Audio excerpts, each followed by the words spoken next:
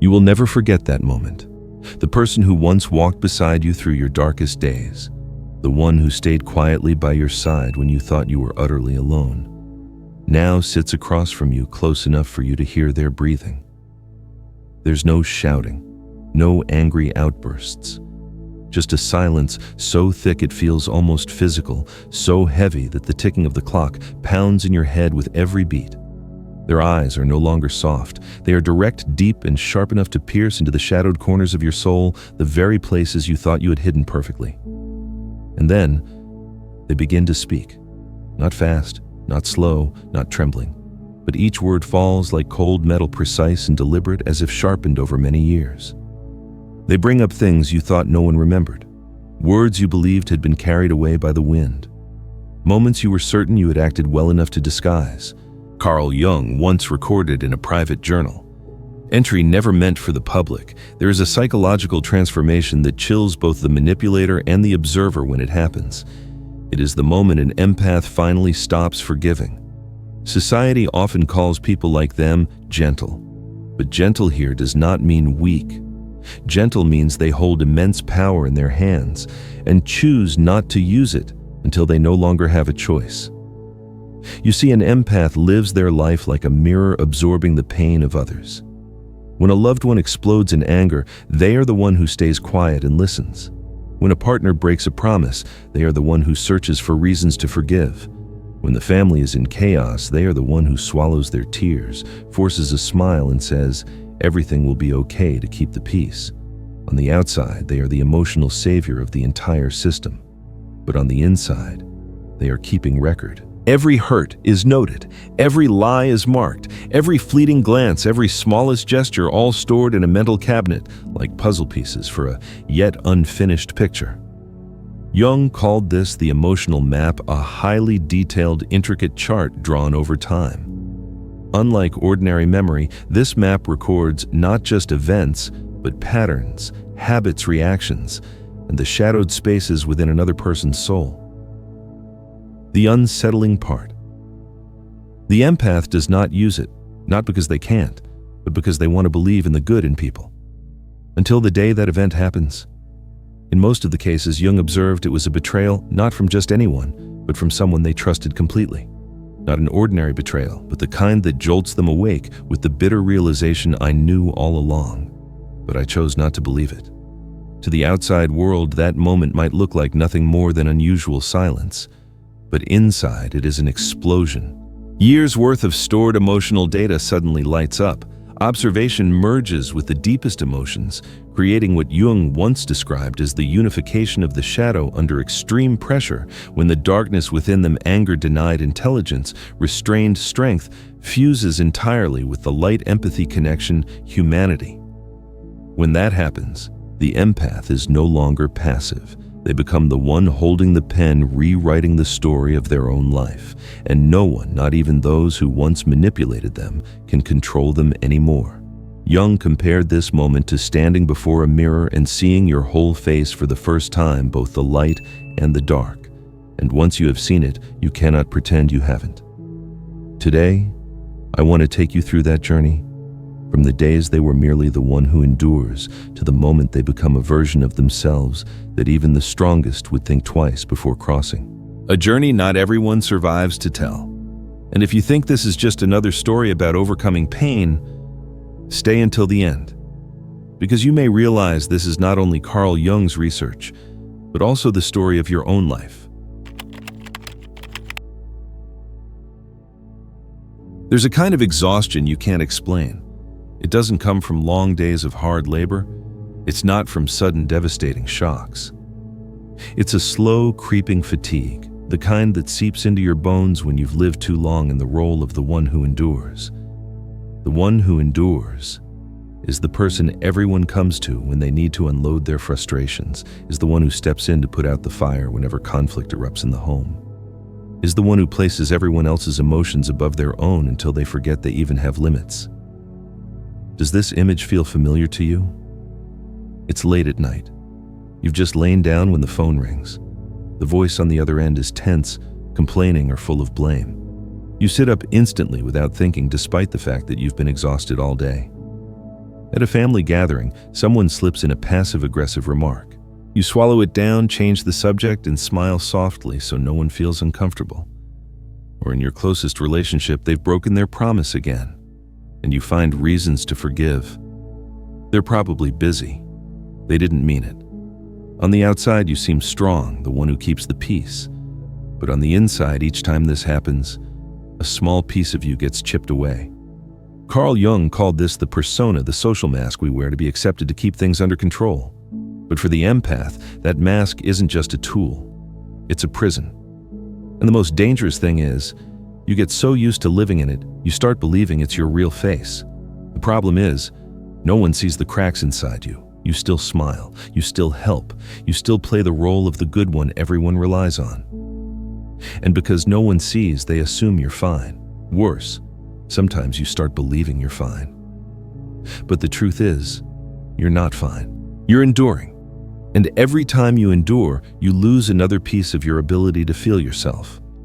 Most empaths grow up in environments where their emotions were never the priority. They learn to clean up everyone else's broken pieces without letting anyone see their own. Over time, they became the emotional shock absorber in the family, among friends, even at work. Jung once said this skill is both a gift and a curse. It allows the empath to read a situation faster than anyone, to adjust themselves in order to keep the peace. But the cost is their own inner peace. Have you ever lain in bed after a long day of being strong, staring at the ceiling with an indescribable emptiness in your chest? You can't name it. You can't explain it. You only know something is wrong. And yet the next morning you get up, put on your clothes, smile, and carry the weight of other people's stories as if you have no story of your own. Ironically, this kindness makes the empath the perfect target for those who know how to take advantage. When you're willing to give without condition, there will always be someone ready to take it all and never give anything back. And then one day, a single careless comment or a seemingly small act will strike the deepest wound you've carried. Not a new wound, but the one that's been there all along, the one you've simply chosen not to see. That moment becomes the starting point for everything to change. If you've been living too long as the one who endures, let this be the place where you remember you matter too. Subscribe so we can continue this journey together, step by step, breath by breath, until the day you can stand tall and say, I have returned. People often think an empath's gift lies only in feeling other people's emotions. But the truth is, they do much more than that. They observe, they remember, and they do it with such precision that the other person never even realizes it's happening. They don't just hear what you say, they hear the silence between your words. They don't just see your smile, they notice the faint weariness at the corner of your eyes, the slightly too quick lowering of your head, the unconscious clench of your fingers. They don't just hear your laughter, they feel the half-tone drop in your voice when the story ends. Every tiny detail, seemingly meaningless, becomes another fragment in the invisible notebook they carry with them. No paper, no ink.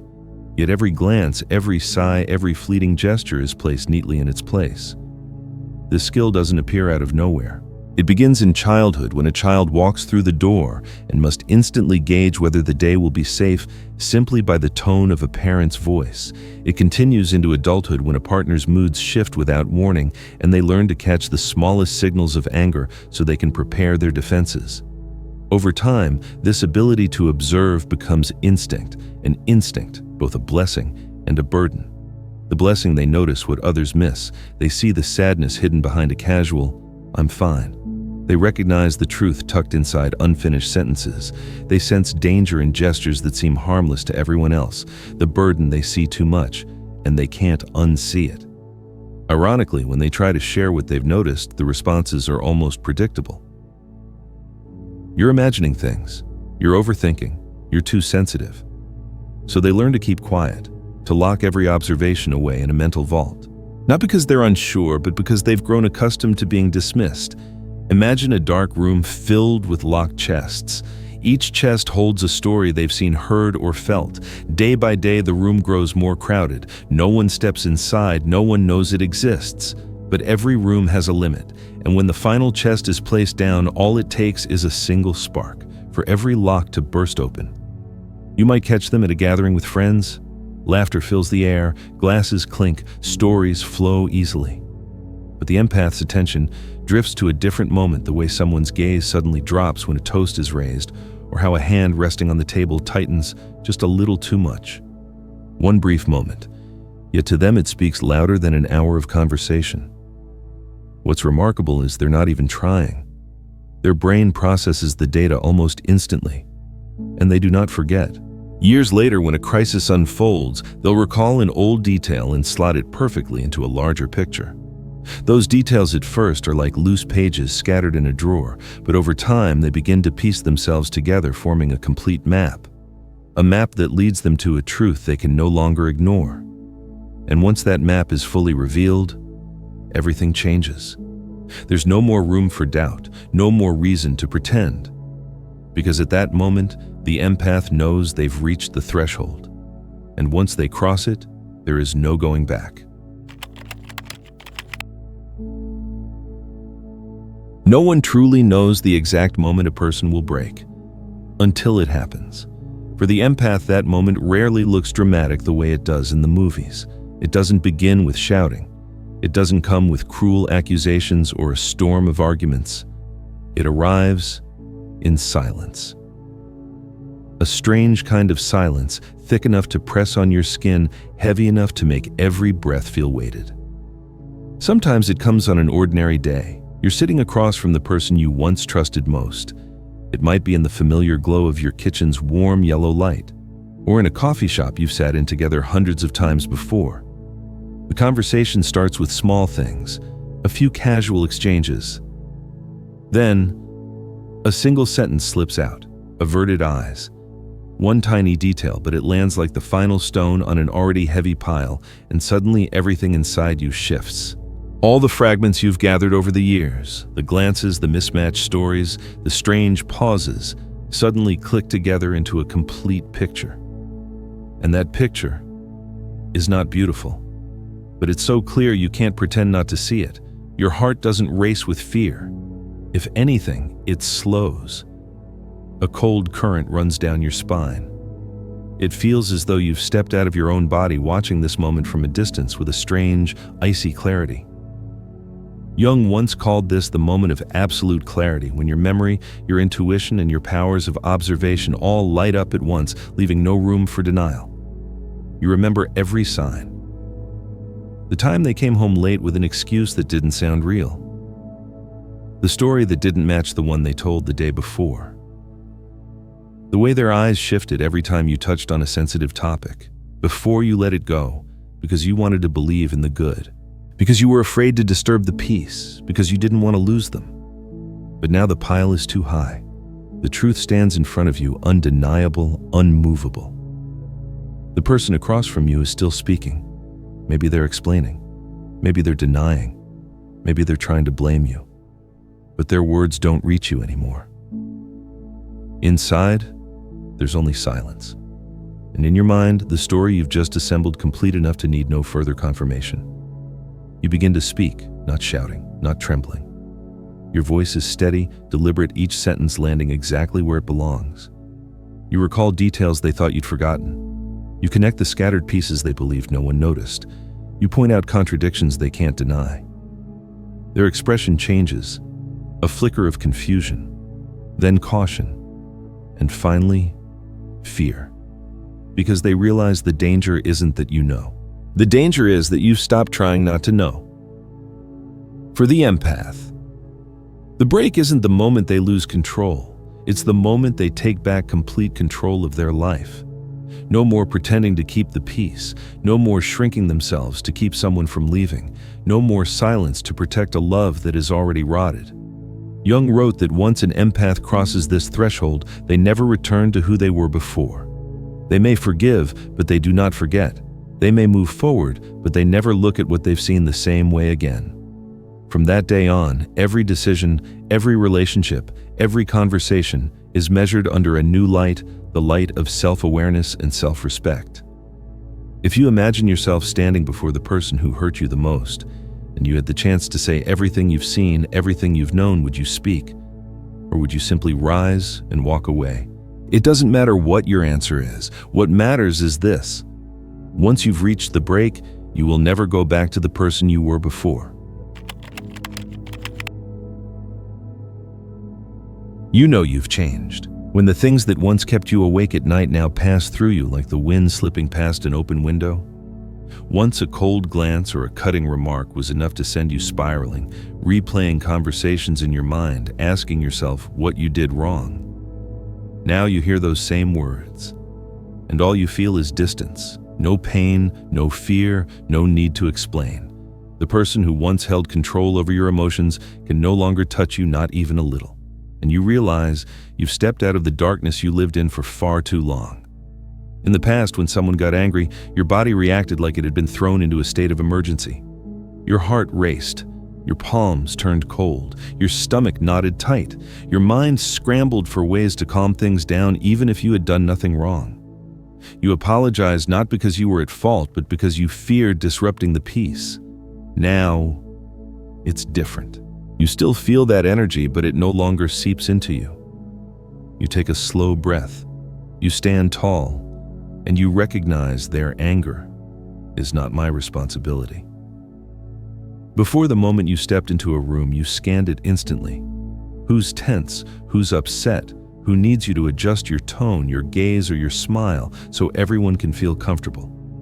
The result: every time you walked out of that room, you were drained as if you'd run a marathon. Now you still notice every signal, but you no longer turn yourself into a tool for other people's comfort. You smile when you want. You stay silent when you need. And if you don't feel you belong in that space, you have no hesitation in getting up and leaving.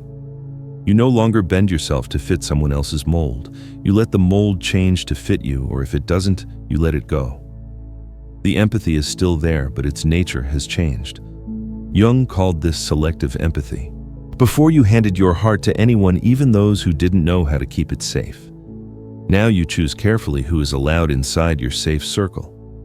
Not everyone gets to touch the deepest part of you. And the interesting thing is, you don't have to announce this to anyone. Those who once took advantage of you begin to keep their distance, not because of anything you did, but because they sense the door has closed. On the other hand, those who are genuine draw closer, as if they found a rare, safe ground. You remember a situation that would have crushed you before a meeting where someone publicly criticizes you in front of everyone. The old you would have sat there, swallowed it down, and replayed it 100 times alone at home. Now you look them in the eye and say, "I don't agree with the way you're speaking to me." No raised voice, no anger, but enough to set the boundary right there. The difference is, you no longer think you need to win or explain to be respected. You understand now, boundaries aren't about convincing others, they're about protecting your own integrity. Before, every no you gave came with guilt.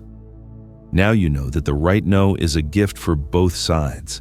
It stops you from making promises you can't keep, and it saves your energy for what truly matters.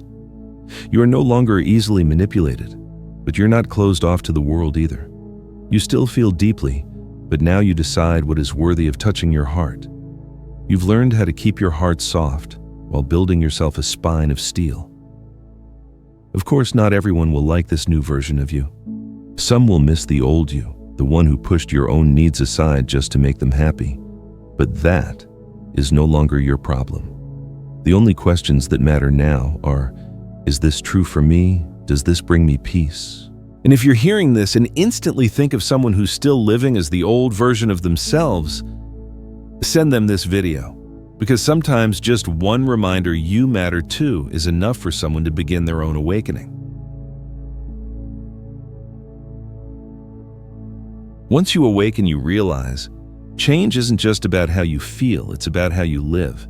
You begin rearranging everything as if you're rebuilding a house from the foundation up. Before, your house was like a store that stayed open 24/7.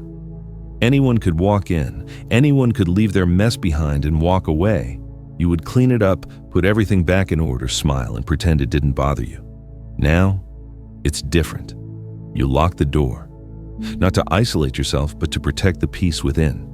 If someone wants to come in, they have to knock, and you decide who gets to stay. The relationships that once thrived on your sacrifice begin to shift. Those who only came to you when they needed something and vanished when you needed them start to feel the distance. You no longer reply to every message instantly just to keep someone happy. You no longer answer calls you know will drain your energy. At work, you've changed too. Before you said yes to more tasks even when you were overwhelmed, afraid of being seen as unwilling. Now you say clearly, I can't take on more right now. I want to do well with what's already on my plate. You no longer work yourself to exhaustion just to earn recognition. You set limits on your time and energy, and you honor them as a promise to yourself. In your family, you start voicing the things you once swallowed down. You turn down gatherings that leave you depleted. You no longer allow yourself to be pulled into the same circular arguments that go nowhere. You understand now. Love does not mean letting someone hurt you over and over again. Of course, not everyone is happy with these changes. Some leave quietly. Some get angry, accusing you of changing, of being selfish. And some begin to respect you more because for the first time they see you standing tall instead of bowing your head. You can't control how others react, but you can control your own response. You no longer feel the need to explain yourself just to be accepted. You live by your own standards, not by the ones others set for you. Another profound shift happens in how you treat yourself. Before you ignored your body and mind, focusing only on other people's needs. Now you make space for the things that nourish you. Sleeping enough, eating well, moving your body, meditating, reading, creating. You schedule time that no one can touch to recharge, and you treat it as a priority, not a reward. You also begin seeking out and building a new kind of community, one where people lift each other up instead of draining each other dry. Conversations aren't about endless complaints or judgment, but about sharing, listening, and growing together. You look for relationships that are two-way, where both give and both receive. And perhaps most importantly, you change the way you see yourself. Before you saw your sensitivity as a flaw. Now you recognize it as a gift. Your sensitivity allows you to notice what others miss, to connect deeply with those truly worth it, and to bring real value into your relationships. This new life isn't always easy. There will be days when you feel tempted to go back to shrink yourself to make others comfortable so life feels easier. But then you remember, you've lived that way before, and you know exactly how it ends. You've tasted the peace of living in truth, and you can't return to the exhaustion of living a lie. When you rebuild your life, you will lose some people, some habits, some environments, but you will find yourself. And once you have yourself, you are no longer afraid of losing anything else. There's something you only truly understand once you've walked this entire path. You don't become a completely new person. You return to yourself the whole unbent version of you that existed before fear and expectations began to twist your shape. Before, you lived as if the entire world were a stage and your job was to play the role well. The good person, the understanding one, the enduring one. You performed so convincingly that you forgot, when the curtain fell, who you really were. Now you've put down the props. You no longer need the script someone else wrote for you. You no longer ask permission to be yourself. You no longer apologize for living truthfully. And here's the strange thing. When you stop trying to please everyone, you don't end up as lonely as you once feared. Instead, you begin attracting the right people, relationships that need no masks, no guessing games. The ones who remain are the ones who truly see you. This return to self isn't loud. No one pins a medal to your chest. There are no fireworks, no grand announcements. It happens quietly when you realize you've just walked through a situation that would have once broken you, and you're still standing. When you hear a criticism that would once have haunted you for weeks, and now it passes through you like wind. When you see someone who once took advantage of you, and you feel no anger, only the simple knowledge that there is no space for them in your life anymore. You realize true strength isn't about defeating someone else. True strength is when no one can control you anymore. Not with their eyes, their words, or their silence. Carl Jung once said, "Wholeness does not come from perfection, but from completeness." To be complete is to embrace both your light and your shadow. Not denying your sensitivity, not rejecting your strength, not feeling shame for the times you were weak, and not feeling arrogance for the times you stood up again. You've moved from absorbing every pain to choosing what you allow into your heart. You still love, but your love now has boundaries. You still give, but not in exchange for validation. You still listen, but you no longer keep people in your mind if all they plant there is negativity. Others will sense this change even if you never say a word. Those who once manipulated you with ease now fumble. Those who once underestimated you now keep their distance. And those who truly value you feel safer around you because they know your boundaries protect both of you. If as you hear these words, you feel your heart beating a little faster, it might be because some part of you recognizes this could be your journey too. You don't have to wait for someone to hand you permission. That power has been in your hands all along. And if something in this speaks to a hidden part of you, a wound, a spark, or simply a reminder that you still matter, share it. Not to give this video more views, but because somewhere out there, someone just like the old you is carrying the weight of the world and forgetting they matter too. Maybe the message you sent today will be the starting point for someone else's awakening. And when you leave this video, take one sentence with you: I see clearly. I choose clearly. See clearly who you are. Choose clearly what is worthy of staying. Because when you live with that clarity, no one and nothing can touch the core of you again.